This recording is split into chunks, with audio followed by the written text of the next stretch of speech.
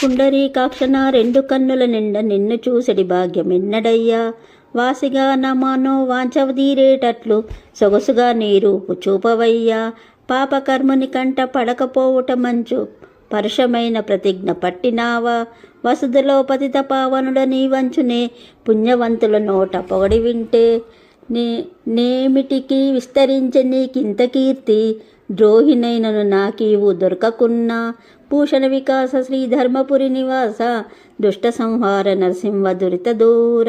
ఓ నరసింహస్వామి, పుండరీకములు వంటి కన్నులు గలవాడ, నిన్ను కన్నులారా చూడవాలని నా కోరికను తీర్చుము. అందంగా నీ దర్శనం నాకిమ్ము.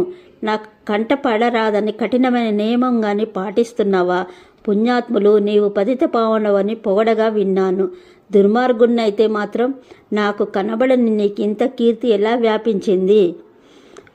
భూషణ వికాస శ్రీ ధర్మపురి నివాస దుష్ట సంహార నరసింహ దురిత దూర. 49వ పద్య పరిమళము. ఓం నమో నరసింహాయ నమః.